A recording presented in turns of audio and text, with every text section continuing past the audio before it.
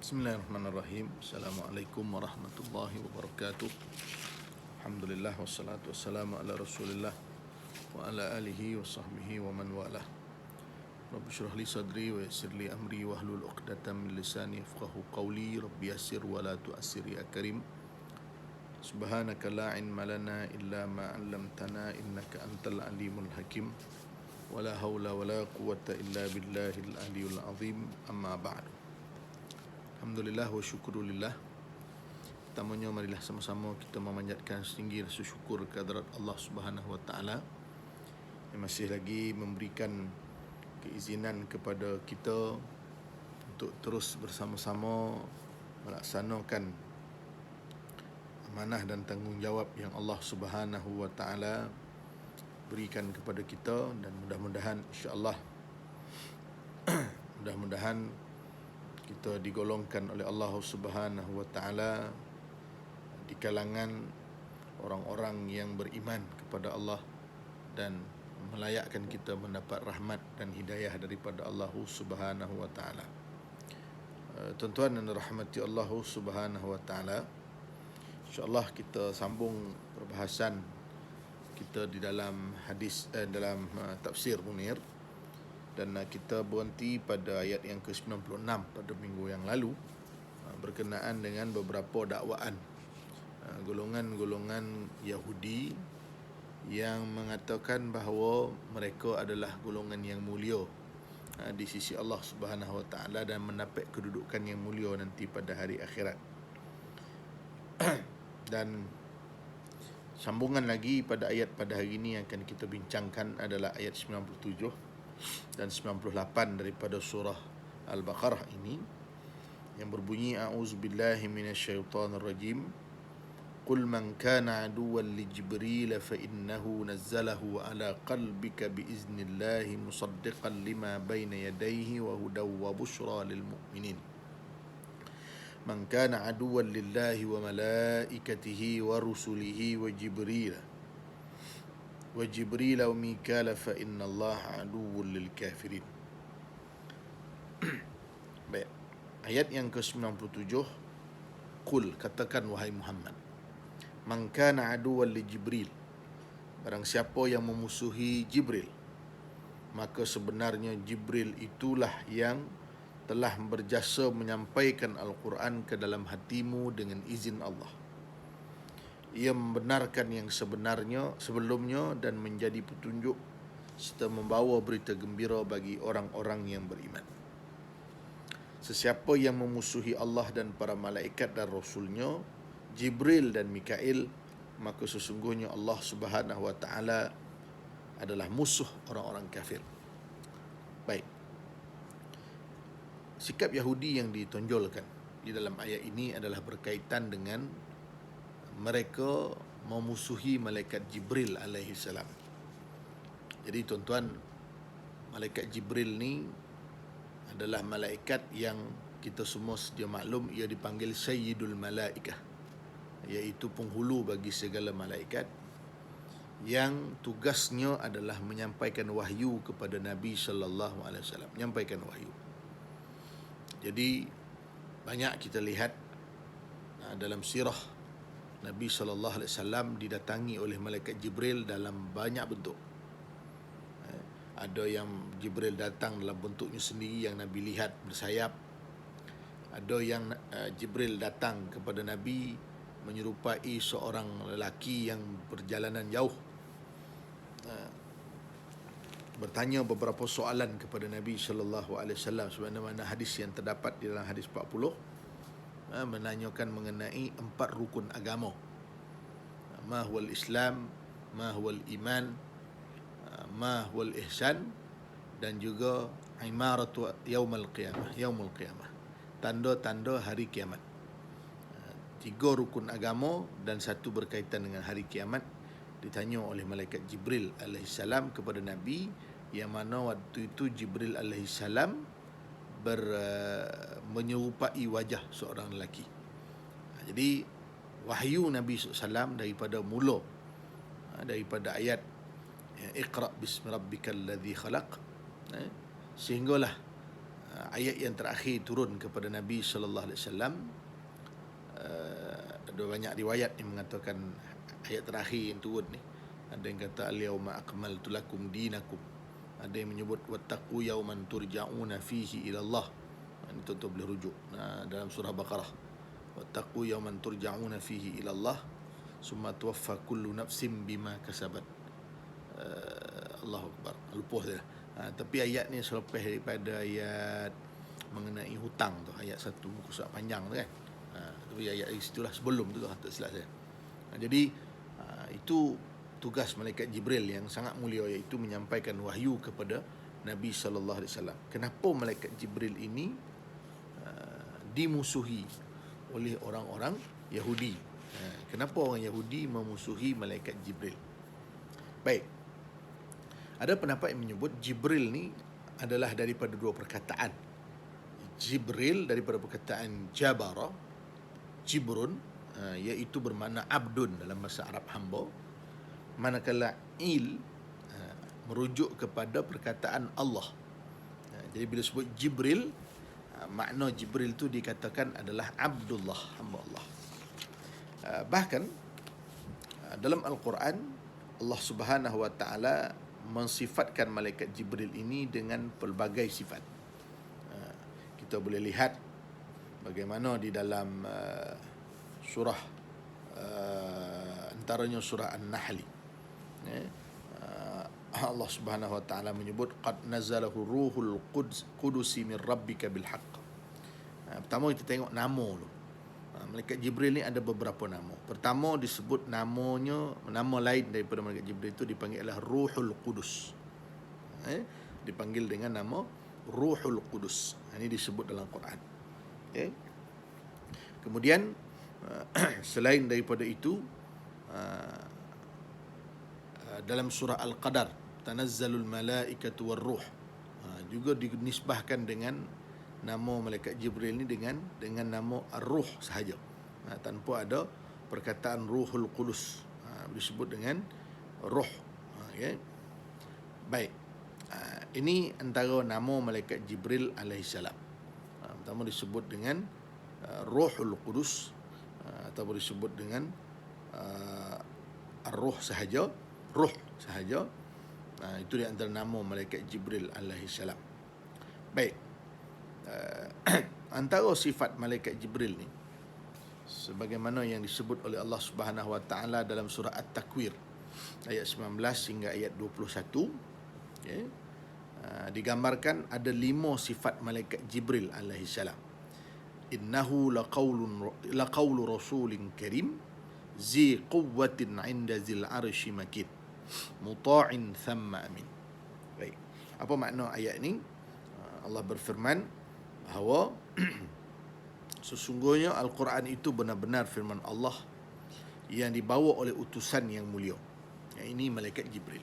Rasulun Karim itu juga satu gelaran bagi malaikat Jibril alaihissalam, yang memiliki kekuasaan, yang memiliki kekuatan, zi quwwatin inda zil arsy makin, memiliki kedudukan yang tinggi, yang memiliki arash, di sisi Allah yang memiliki arash, yang di sana muta'in sama amin, yang mana di sana di alam malaikat dia ditaati dan dipercayai. Jadi ada beberapa sifat, ada 5 sifat malaikat Jibril. Pertama, innahu karim, mulia. Kemuliaan malaikat Jibril alaihissalam ini kerana Allah, antaranya kerana Allah Ta'ala memilih malaikat Jibril untuk menyampaikan wahyu kepada Nabi sallallahu alaihi wasallam. Yang kedua, zu quwwatin, yang mempunyai kekuatan. Itu dalam surah An-Najm. Ada pendapat kata dia adalah berkenaan dengan Isra Mi'raj. Antara ayat berkenaan dengan malaikat Jibril ni sifatnya adalah dipanggil allamahu syadidul quwa. Maknanya malaikat Jibril ni adalah malaikat yang sangat kuat. Kuat sehingga menghalang syaitan daripada menguasai ataupun berdepan dengan malaikat Jibril alaihissalam. Inilah kehebatan malaikat Jibril. Yang ketiga disebut dengan as-sifatus salisah, innahu makinun 'inda rabbil 'arsyil 'azim. Okey. Iaitulah malaikat Jibril ini dikatakan memiliki kedudukan tinggi. Dia ada kedudukan yang tinggi di sisi Allah Subhanahu wa taala. Okey. Kemudian yang keempat, yang keempat disebut muta'un fis samawat, ditaati di langit. Di kalangan penduduk langit ataupun di kalangan penduduk langit lah.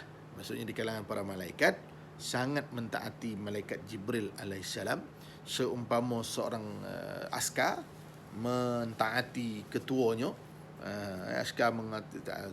ketuanya, seumpama itulah dikatakan juga malaikat Jibril alaihissalam ditaati oleh malaikat-malaikat yang lain. Dan yang kelima, malaikat Jibril disebut innahu amin. Sesungguhnya malaikat Jibril itu dipercayai. Ini antara sifat malaikat Jibril yang disebut oleh Allah Ta'ala dalam Al-Quran. Baik. Soalannya kenapa kenapa Yahudi membenci Bani Israel? Baik.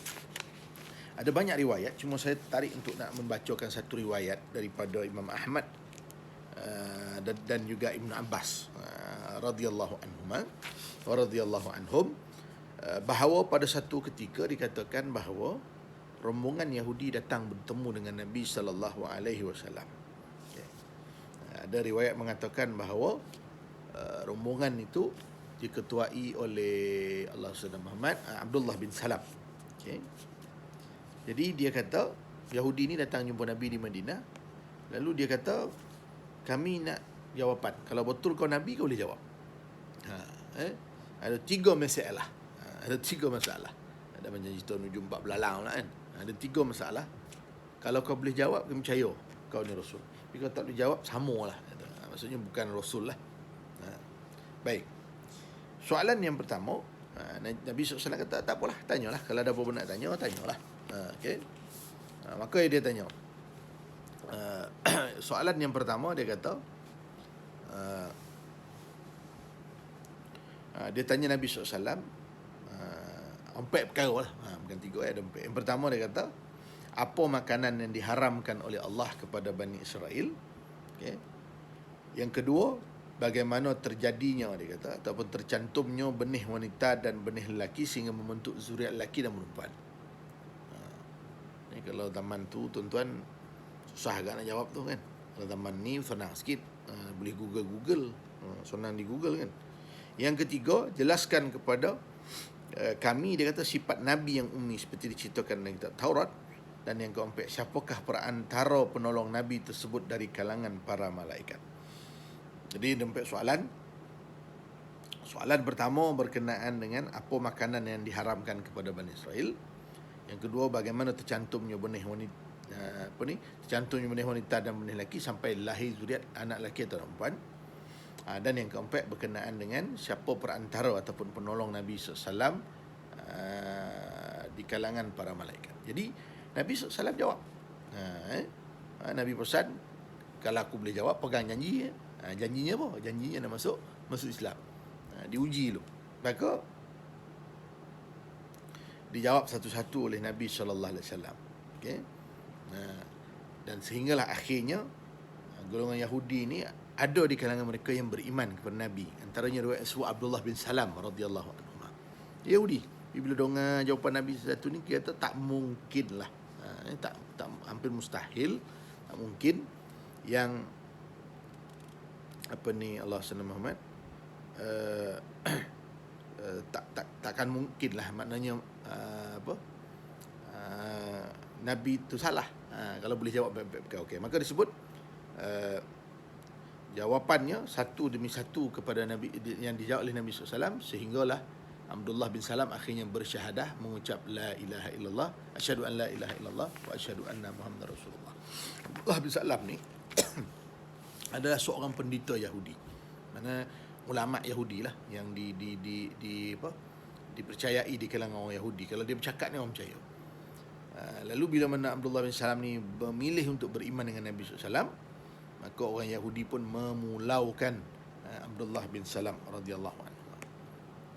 Jadi itu di antara inilah. Jadi menyebabkan bila mana Nabi boleh jawab satu demi satu soalan ni, kau tak ada alasan lagi sebenarnya tolak Nabi.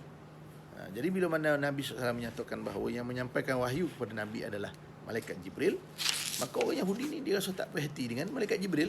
Dia kata Malaikat Jibril ni salah hantar wahyu. Dia kata, kami tak suka Jibril, kami suka Mikail lah. Dia kata, kerana Mikail turunkan rezeki. Ini perangai golongan Yahudi. Di perkataan-perkataan yang keluar daripada golongan Yahudi ini menunjukkan apa? Kedegilan mereka, keingkaran mereka terhadap ajaran yang dibawa oleh Nabi SAW. Baik. Jadi Allah Subhanahu Wa Taala menurunkan ayat ini sebagai suatu jawapan kepada golongan Yahudi yang meragui kerasulan Nabi Muhammad, dan mereka menjadikan Malaikat Jibril itu alasan untuk mereka memusuhi ataupun menolak ajaran yang dibawa oleh Nabi sallallahu alaihi wasallam. Baik. Jadi Allah Subhanahu wa taala fa innahu nazzalahu ala qalbika bi iznillah. Bi iznillah.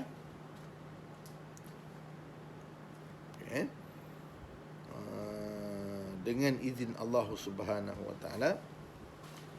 Baik, ini menunjukkan bahawa akrabnya Nabi sallallahu alaihi wasallam, dapirnya Nabi sallallahu alaihi wasallam dengan malaikat Jibril, sehinggalah malaikat Jibril itu disebut nazzalahu ala qalbika, menyampaikan Al-Quran ke dalam hatimu biiznillah, dengan izin Allah Subhanahu wa taala.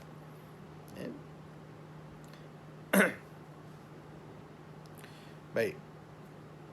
Jadi disebut antara sebab kenapa Yahudi memusuhi malaikat Jibril adalah kerana turunnya Al-Quran itu kepada Nabi Muhammad sallallahu alaihi wasallam.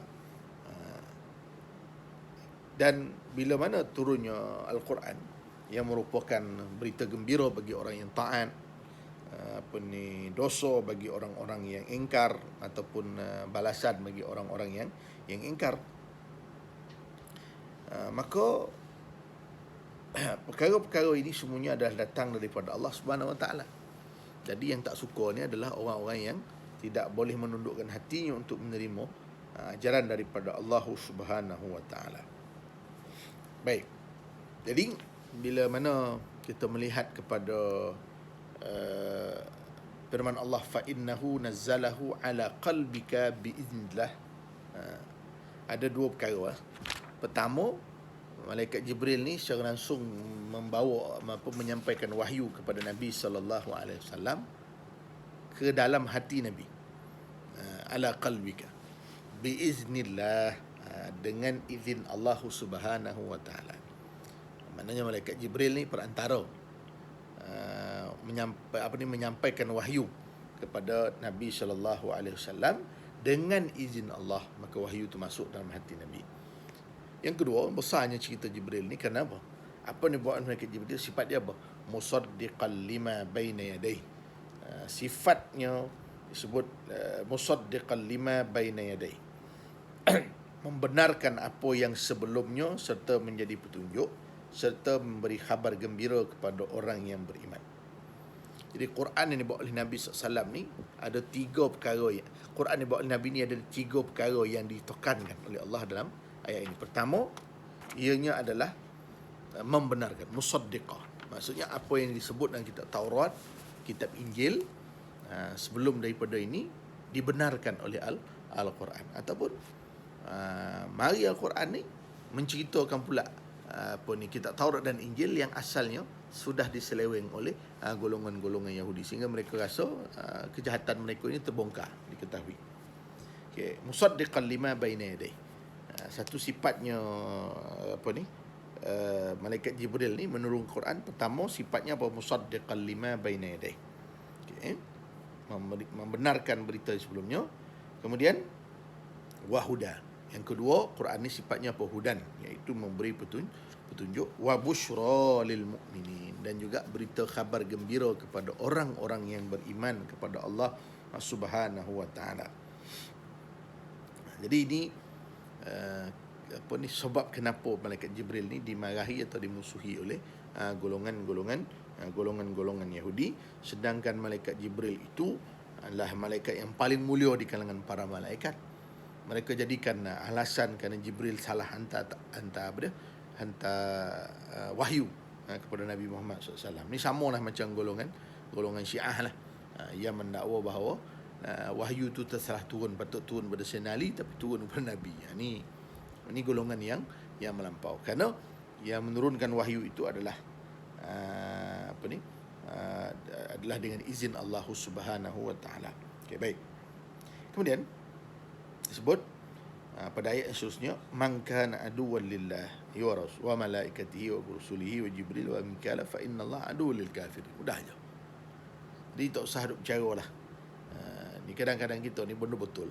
Kita nak tengok orang cakap apa. Kalau dia cakap, dia boleh terima. Orang yang kita percaya tu pun cakap, dia lain lah, dia tak faham. Jadi banyak tipu helah. Inilah juga yang berlaku kepada Yahudi. Okey, baik. Pada ayat yang seterusnya, yang ke-98 tu dia kata, sesiapa yang musuhi Allah, para malaikat, rasulnya, Jibril dan Mikail, maka sesungguhnya Allah Subhanahu wa taala adalah musuh bagi orang-orang yang kafir, orang yang berpaling. Jadi Allah menegaskan bahawa tak kiralah siapa nabi pun. Tak kiralah siapa malaikat pun, malaikat Jibril ke, Mikail ke, yang kamu kata Mikail ni turunkan rezeki. Kalau Allah Ta'ala tukar malaikat Mikail ni jadi malaikat Jibril, duduk di tempat malaikat Jibril jadi penyampai wahyu, mereka juga akan memusuhi Mikail. Sama je. Ini semua dijadikan alasan. Disupalah kadang-kadang kan, dia demand nak tengok orang kalau ni cakap dia percaya lah, ini cakap dia tak percaya. Tapi marilah orang yang dia kata nak percaya cakap pun dia pun masih tak percaya. Jadi sama sajalah. Baik. Pertama, siapa yang memusuhi Allah? Malaikat, kemudian malaikat Jibril, ini rasul utusan Allah SWT, malaikat Jibril dan malaikat Mikail. Allah kata fa innallaha aduwwul kafirin. Allah kata sesungguhnya Allah Ta'ala memusuhi orang-orang yang kafir. Maka di sana juga perlu kita fahami bahawa tak kira lah, tak beriman ni wajib beriman bersemua rukun-rukun iman. Allah, Rasul, malaikat, kitab, qada qadar, dia tak boleh separuh ni percaya, separuh ni tidak percaya. Jadi seluruhannya kena dengan keyakinan yang benar kepada Allah Subhanahu Wa Taala, kepada tidak boleh dibeza-bezakan. Okey. Baik. Jadi pada ayat yang ke-98 ini Allah mengisytiharkan bahawa mereka itu adalah golongan-golongan yang disebut sebagai musuh Allah Subhanahu Wa Taala. Jadi sebetulnya dalam Al-Quran Allah Subhanahu Wa Taala menyebut berkenaan dengan Allah memerangi ataupun memusuhi orang-orang yang di kalangan orang-orang yang memusuhi Allah Subhanahu Wa Taala. Contohnya orang yang makan riba, kan? Allah isytihar perang kepada mereka. Allah Taala isytihar perang kepada mereka. Baik. Jadi tuan-tuan yang dirahmati Allah Subhanahu Wa Taala, inilah golongan Yahudi yang mengemukakan macam-macam alasan lah untuk menolak keimanan terhadap Nabi Muhammad sallallahu alaihi wasallam. Sedangkan Yahudi ni patutnya orang yang paling kuat beriman dengan Nabi, sebab dia sudah dikurniakan oleh Allah Taala dengan kitab Taurat, yang terlebih dahulu kitab Taurat ni menerangkan kepada mereka berkenaan dengan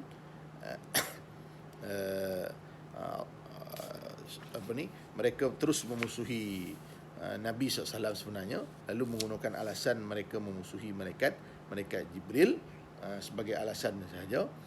Jadi kita ambil pengajaran dan iktibar daripada kisah ini, Yahudi ni, kekeh kepalanya Yahudi ni terhadap perintah Allah Ta'ala dan meyakini apa yang dibawa oleh Rasul sallallahu alaihi wasallam. Tetapi golongan Yahudi ni masih tetap enggan beriman kepada Allah Subhanahu Wa Taala. Jadi insya-Allah mudah-mudahan kita ada kesempatan lagi untuk bertemu di masa yang akan datang untuk kita menyambung ayat 99 dan 100 sampai 101. Jadi masih lagi membongkarkan sikap-sikap golongan Yahudi yang perlu kita semua ambil pengajaran. Mudah-mudahan kita tak ada sifat macam ni. Jadi nak jadi Yahudi ni bukan kata nak kono register jadi Yahudi, tidak. Wala'iyyazubillah, kita takut kalau kita termasuk di kalangan wala'iyyazubillah.